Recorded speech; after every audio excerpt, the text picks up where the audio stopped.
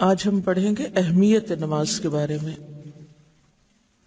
رسول اللہ صلی اللہ علیہ وسلم نے ارشاد فرمایا، ان اول ما يحاسب الناس یوم القیامت من اعمالهم الصلاۃ، بے شک قیامت کے دن لوگوں کے اعمال میں سے سب سے پہلے نماز ہی کا حساب ہوگا۔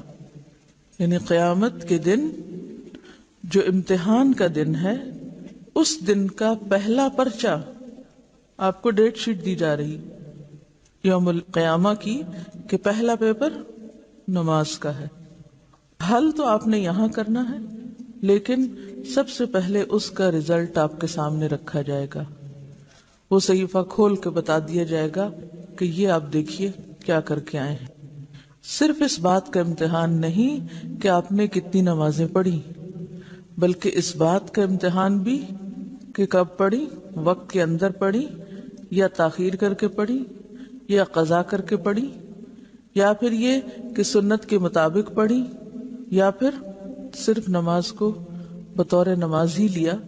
تو اول ما یحاسب الناس یوم القیامہ من اعمالہم الصلاۃ، تو پہلا حساب نماز کا ہے۔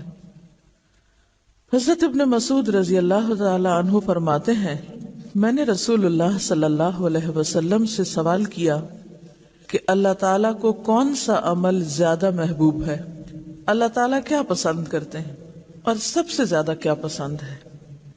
ذرا غور کیجئے اس سوال پر۔ کبھی آپ کے دل میں ایسا سوال آیا کہ میں جانوں، مجھے پتہ چل جائے کہ میرے رب کو سب سے زیادہ اچھی کیا چیز لگتی؟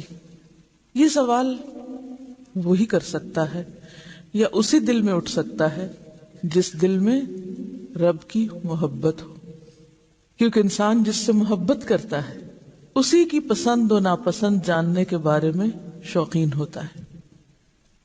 آپ کسی انسان سے محبت کرتے ہیں تو آپ ہمیشہ یہ جاننا چاہیں گے کہ اس کو کیا پسند ہے، کھانے میں کیا پسند ہے، پہننے میں کیا پسند ہے، کون سی چیز زیادہ اچھی لگتی۔ تو اگر آپ کو واقعی اللہ سے محبت ہے اور آپ کے دل میں یہ تڑپ ہے کہ آپ اپنے رب کو راضی کر سکیں، اسے خوش کر سکیں، تو یقیناً آپ پوچھیں گے کہ سب سے اچھا عمل کون سا ہے جو اللہ تعالیٰ کو محبوب ہو۔ آپ نے فرمایا، وقت پر نماز پڑھنا۔ میں نے کہا پھر کون سا؟ آپ نے فرمایا، ماں باپ کے ساتھ نیک سلوک کرنا۔ میں نے کہا پھر کون سا؟ آپ نے فرمایا، اللہ کے راستے میں جہاد کرنا۔ تو گویا حقوق اللہ میں سے سب سے بڑھ کر جو چیز اللہ تعالیٰ کو محبوب ہے وہ نماز ہے، اور بندوں کے حقوق میں سے سب سے بہترین عمل ماں باپ کے ساتھ اچھا سلوک۔ رسول اللہ صلی اللہ علیہ وسلم نے فرمایا، نماز کے بارے میں اللہ سے ڈرو، نماز کے بارے میں اللہ سے ڈرو، نماز کے بارے میں اللہ سے ڈرو۔ ایک ہی بات 3 بار فرمائی۔ کیوں؟ کہ اگر کسی نے ایک بار نہیں سنی تو دوسری بار سن لے، اگر کسی نے دوسری بار بھی نہیں سمجھی تو تیسری بار سمجھ جائے۔ ایک ہی بات کا بار بار تکرار کیا سکھاتا ہے ہم کو؟ کہ ہم اس بات کو اہمیت دے۔ کیا معنی ہے نماز کے بارے میں اللہ سے ڈرو؟ کہ قیامت کے دن جب اس کے بارے میں حساب ہوگا یا پوچھ ہوگی تو حساب سخت ہوگا، تمہیں جواب دینا ہوگا، تمہاری پوچھ ہوگی، پھر کیا جواب دو گے کہ کیسی نمازیں پڑھی تھی۔ ایک اور حدیث میں آتا ہے، آدمی اور شرک کے درمیان نماز ہی حائل ہے۔ اب دیکھیے 3 طرح اس بات کو کہا گیا ہے، کفر، شرک اور منافقت۔ ان تینوں چیزوں سے برات کے لیے ثبوت کس چیز سے دینا ہے؟ نماز سے۔ یعنی کفر سے بری ذمہ بھی انسان کب ہوگا؟ جب نماز ادا کرے گا۔ منافقت سے بھی کب نکلے گا؟ جب نماز درست ہوگی۔ شرک سے بھی کب پاک ہوگا؟ جب نماز درست ہوگی۔ یا دوسرے لفظوں میں نماز انسان کو شرک سے بچانے والی ہے۔ سورۃ الروم میں اللہ تعالیٰ فرماتے ہیں، اقیموا الصلاۃ ولا تکونوا من المشرکین، نماز قائم کرو اور مشرکین میں سے نہ ہو جاؤ، مشرک نہ بنو۔ تو گویا نماز کا نہ پڑھنا جہاں کفر بھی ہے، وہاں نماز کا نہ پڑھنا منافقت کی علامت بھی ہے، اور اسی طرح نماز نہ پڑھنا شرک بھی ہے۔ تو ترک نماز معمولی جرم نہیں، تمام خرابیوں کا مجموعہ ہے۔ جو خرابیوں کی بنیاد یا جڑ ہے ان سب کو سمبلائز کرتا ہے۔ پھر فرمایا نماز دین کا ستون ہے، جس طرح ستون پر ایک عمارت کھڑی ہوتی ہے اسی طرح نماز ہے تو دین ہے، نماز نہیں تو دین بھی نہیں۔ پہلے کفر، منافقت اور شرک کی بات کی گئی، اور اب دین کی اصل بتائی گئی کہ دین کی اصل کس پر قائم ہے؟ نماز پر۔ نماز کے بغیر کسی شخص کے دیندار ہونے کا کوئی تصور نہیں۔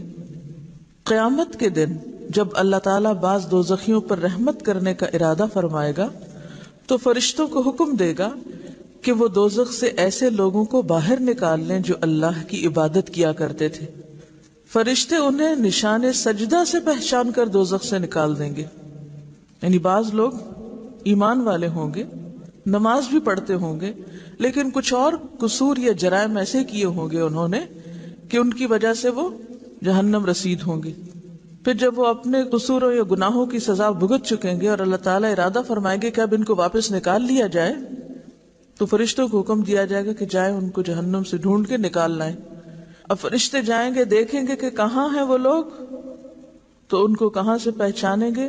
کن بیجز سے؟ سجدے کے نشان کے بیج سے۔ یہ ہیں وہ لوگ، ان کو نکال لیا جائے، کیونکہ سجدے کی جگہوں پر اللہ تعالیٰ نے دوزخ کو حرام کر دیا ہے، وہاں آگ کا کچھ اثر نہ ہوگا۔ یعنی سجدے کے جو نشان ہیں یا سجدے کی جو جگہیں ہیں، مثلاً ہاتھ ہیں، گھٹنے ہیں، 7 اعضاء پہ سجدہ ہوتا ہے نا، تو جن اعضاء پہ سجدہ ہوتا ہے، ماتھا، ناک، ہاتھ، گھٹنے، پاؤں، تو ان جگہوں پہ آگ نہیں لگے گی، یعنی وہ ایک طرح سے فائر پروف ہوں گے۔ فرمایا سب سے افضل عمل اول وقت پر نماز پڑھنا ہے۔ فرمایا جب آدمی نماز کے لیے کھڑا ہوتا ہے تو رحمت الہی اس کی طرف متوجہ ہو جاتی ہے۔ یعنی جو شخص یہ چاہتا ہو کہ اللہ تعالیٰ اس پر نظر رحمت فرمائے، اسے چاہیے کہ نماز میں کھڑا ہو جائے۔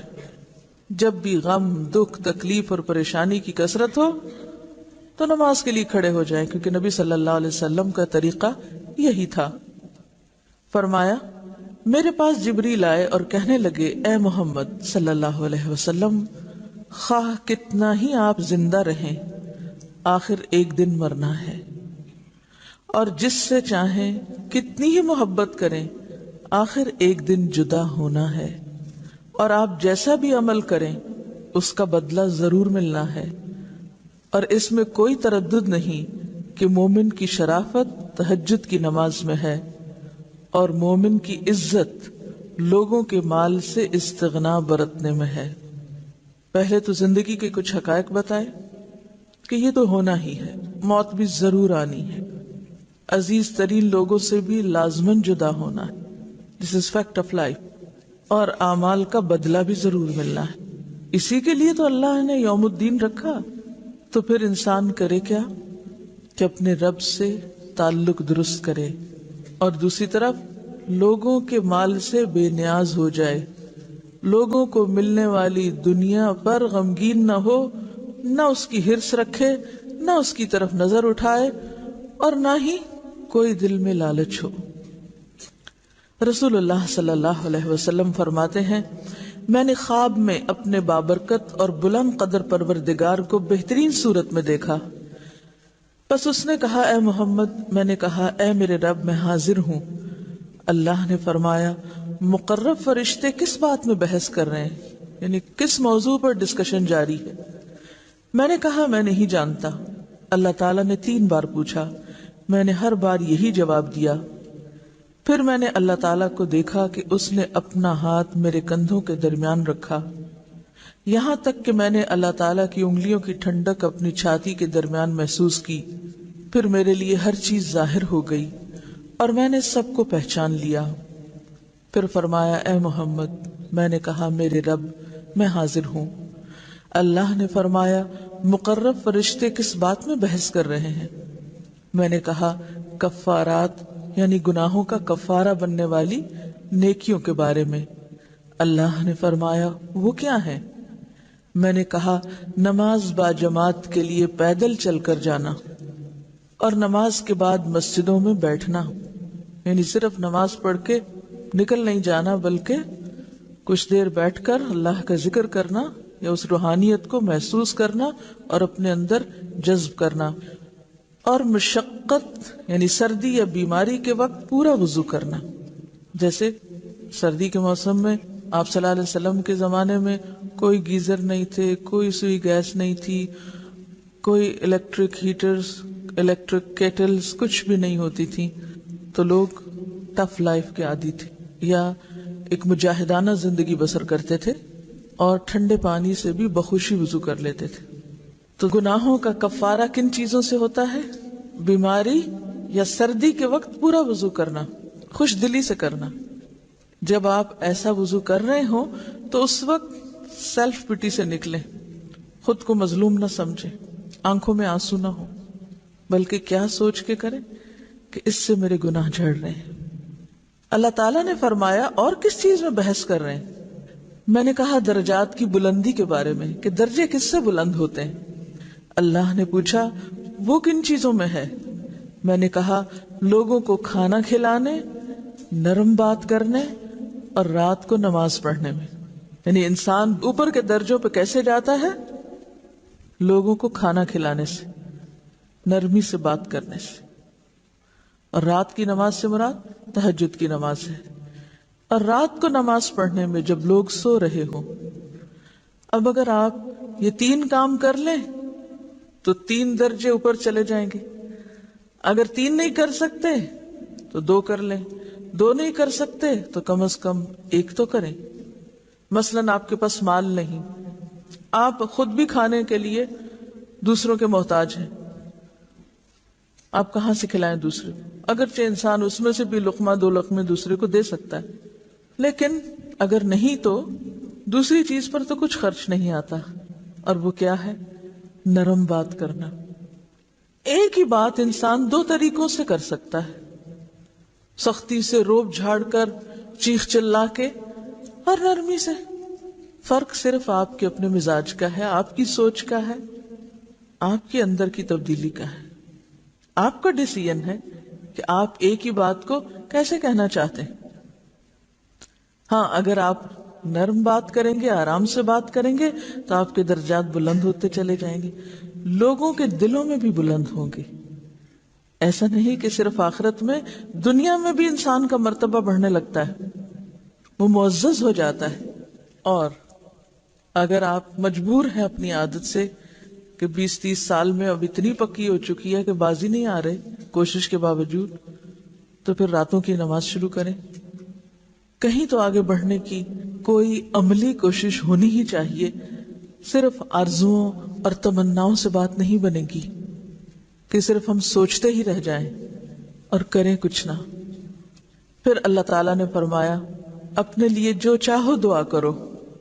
رسول اللہ صلی اللہ علیہ وسلم نے فرمایا کہ پھر میں نے یہ دعا کی، اللہم انی اسألک فعل الخیرات وترک المنکرات وحب المساکین وان تغفر لی وترحمنی واذا اردت فتنة فی قوم فتوفنی غیر مفتون واسألک حبک وحب من یحبک وحب عمل یقرب الی حبک۔